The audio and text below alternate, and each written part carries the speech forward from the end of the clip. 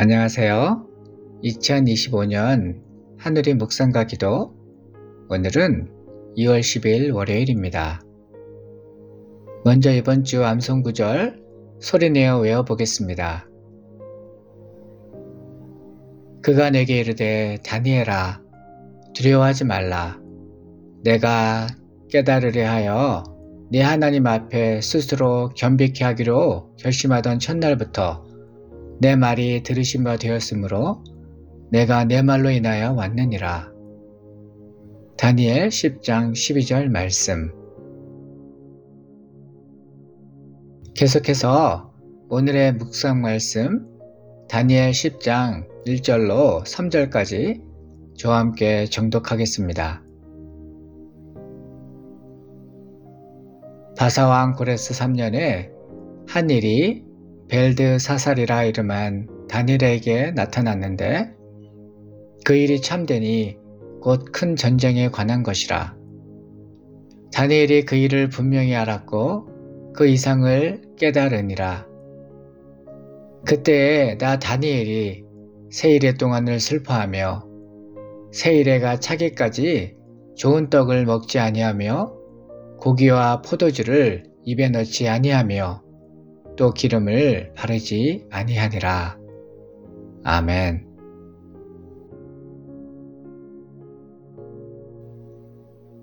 다니엘 10장은 다니엘이 고레스왕 3년에 받은 환상을 다루고 있는데 이 환상은 장차 일어날 전쟁과 고난을 예언하는 것으로 특히 유대민족이 겪게 될 환난에 관한 것입니다. 1절을 보면 다니엘에게 나타난 일이 큰 전쟁에 관한 것이었는데 이에 해당하는 히브리어는 차바 가돌로 네덜란드 개혁신학자 알데스는 장구한 고통의 시기로 해석하였습니다. 이는 다니엘이 본 계시가 단순한 전쟁을 넘어 유다 민족이 오랜 시간 겪게 될 고난을 의미한다는 것을 보여줍니다. 실제로 다니엘이 이 계시를 받은 후 300년이 지나서 페르시아의 패권이 헬라로 넘어가고 안티오코스 에피파네스가 등장하여 유대교를 핍박하는 일이 벌어졌습니다. 이 사건은 단순한 역사적 사건이 아니라 마지막 때 적그리스도가 교회를 핍박하는 사건을 예표하는 계시로도 이해할 수 있습니다. 2절에 보면 다니엘은 이 계시를 받은 후 21일 동안 깊은 슬픔에 잠겼습니다. 왜 그랬을까요? 고레스왕 1년에 칙령에 의거해서 1차 바빌론 포로 귀환이 이루어졌는데 이때 예루살렘에 돌아간 유대인들이 성전 재건을 시작했습니다. 하지만 심한 방해를 받고 성전 재건 프로젝트가 멈춰졌다는 안타까운 소식을 다니엘이 듣게 됩니다. 게다가 장차 유대민족이 큰 환난을 겪게 될 것이라는 계시를 받게 되니 그 마음이 무너져 내렸던 것입니다.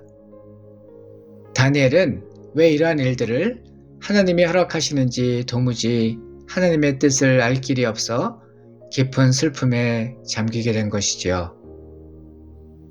그때 다니엘은 하나님께 간절히 기도합니다.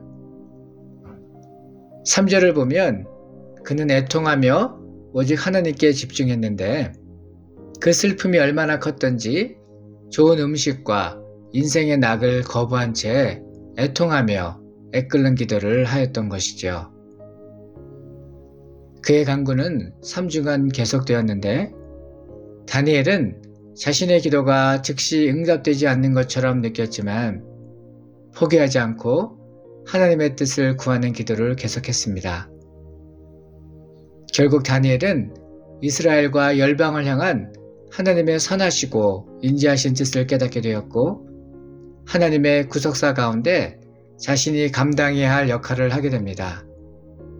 예언의 말씀을 기록하는 것과 하나님의 뜻이 속히 이루어지기를 간구하는 것이 그의 역할이었습니다.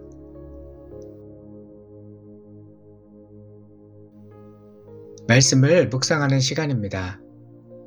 오늘 본문 말씀은 여러분의 삶에 어떤 의미가 있습니까? 이 말씀을 어떻게 적용할 수 있을까요? 잠시 묵상하며 하나님의 음성에 귀 기울이는 시간 되기 바랍니다.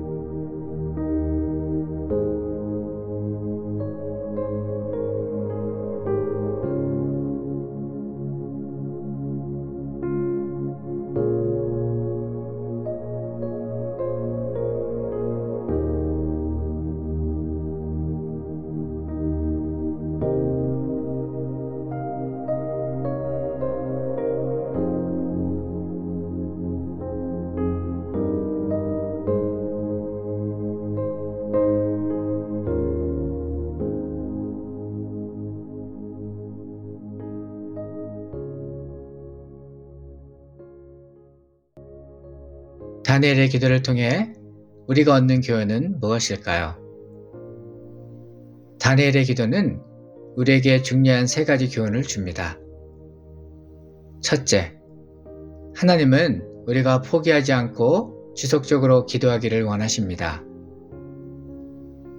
예수님께서는 불의한 재판관에게 끊임없이 간청한 과부의 비유를 통해 제자들에게 항상 기도하고 낙심하지 말 것을 가르치셨습니다. 다니엘 또한 21일 동안 끊임없이 기도하며 하나님의 뜻을 구했고, 이는 우리에게 인내하며 기도하는 자세가 얼마나 필요한지 잘 보여줍니다. 둘째, 하나님의 응답은 우리의 시각으로는 지연되는 것처럼 보일 수 있지만 하나님의 계획 속에서는 완벽한 때에 이루어집니다. 하나님은 우리의 기도를 외면하지 않으시며 가장 좋은 때, 가장 선한 방법으로 응답하십니다. 따라서 우리는 조급해하지 말고 하나님의 선하신 뜻을 신뢰하며 인내해야 합니다. 셋째, 하나님을 사랑하는 자는 민족과 세상의 아픔을 보며 애통하고 기도합니다. 다니엘은 이스라엘의 고난과 예루살렘 성전 재건의 어려움을 듣고 애통하며 금식하며 기도했습니다. 오늘날 우리도 대한민국과 캐나다를 비롯해서 세계 도처에서 벌어지고 있는 사회적 혼란과 분열, 그리고 경제적 어려움을 목도하게 됩니다. 이런 때에 우리는 민족의 아픔을 나의 아픔으로 여기고 열방을 향하신 하나님의 마음을 품고 기도의 자리에 머물며 하나님의 뜻을 구해야 합니다.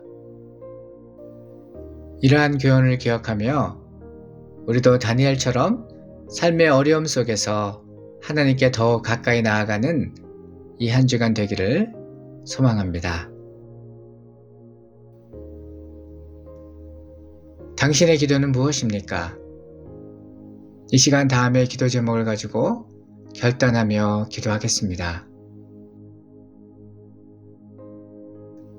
다니엘처럼 민족이 당하는 고통을 내 아픔으로 여기며 애통하기를, 다니엘처럼 기도의 응답이 지연되는 것처럼 느껴질 때에도 낙심하지 않고 끝까지 하나님의 뜻을 구하며 기도할 수 있기를,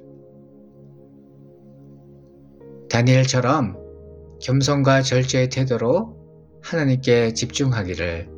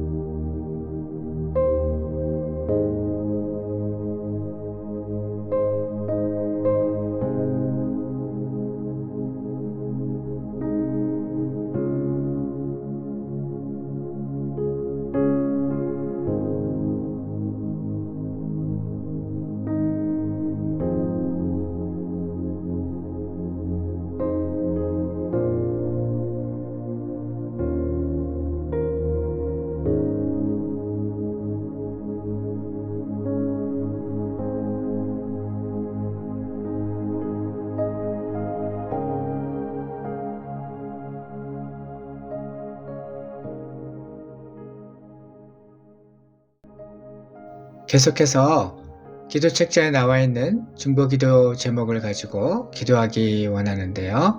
오늘은 캐나다의 정치와 사회를 위해 중보하며 기도하겠습니다.